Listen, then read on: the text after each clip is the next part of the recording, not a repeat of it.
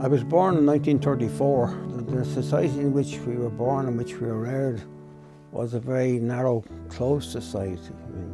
The influence and the role of the Roman Catholic Church was immense, and whatever the Church said, you did. Women's rights were never discussed or even mentioned in the 30s and 40s. But my mother had a stroke after my birth, but yet this is a problem I often thought about myself, that she continued to have children, and that there was at least another 5 children. Two of them would have died in childbirth. There was no help or advice to someone in that position. You're left on your own. It's a long way from the 1930s to what it is today, and I think that it's been a long journey. But at the end of the day, the positive results are there for all to see, and hopefully the repeal of the 8th Amendment will be another demonstration that the country or the state is recognising that the people's right to decide on their own life, what they wish to do.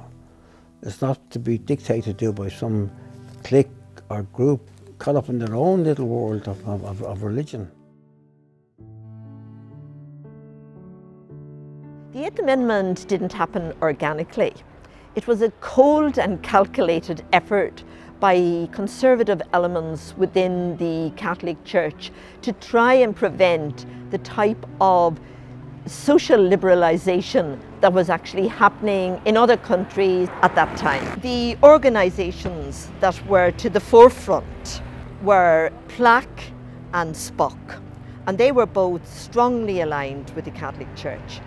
I suppose the sectarian nature of the campaign was reflected in the fact that all of the churches of the time spoke in one voice against the amendment. All of the churches other than the Catholic Church. The Dean of St. Patrick's Cathedral asked the question, what kind of an Ireland do we want? Is it a Catholic confessional state, or is it one that reflects the traditions of Tone and Davis, that of a pluralist society? And I think that's the same questions that we ask today. In County Meath, it was a very difficult time for us. The Workers' Party was the only party canvassing at the time. I think it's hard for people in the city and people to understand how the church were able to create an atmosphere of intimidation and fear among people. I myself was hit with a stone in several lawns in Navan. My brother was attacked with a stick in Kells, in the town of Kells, like that. So it was a very, very difficult time, and nobody could go out on their own. We always had to have a certain amount of 3 or 4 people at least with us to feel secure in that town, so we had to look after each other. People were coming out the doors and throwing the leaflets back at us and shouting abuse, some calling us baby murderers, and all that kind of thing was going on at the time.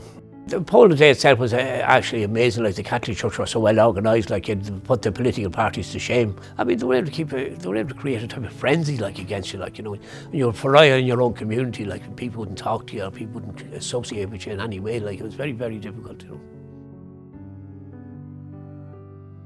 When I was born over 30 years ago, the 8th Amendment had already passed into law. At that time, a lot of things were inaccessible for women, such as contraception, divorce, things that you and I might take for granted. I can't really imagine what it was like to grow up in the Ireland that my mother and grandmother grew up in, living in a theocracy practically. I'm really grateful that we have the opportunity now on May 25th to remove the 8th Amendment from our Constitution.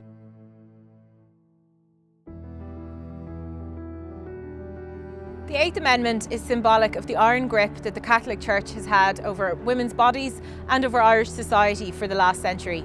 Over the past 25 years, we have started to move beyond this, and the huge movement of Irish people and young people in particular against the 8th Amendment has been a massive part of this. But while attitudes have changed, the state has lagged behind. Now we have an opportunity to force the state to catch up with us. We have an opportunity to loosen that iron grip once and for all and to begin to build a secular republic.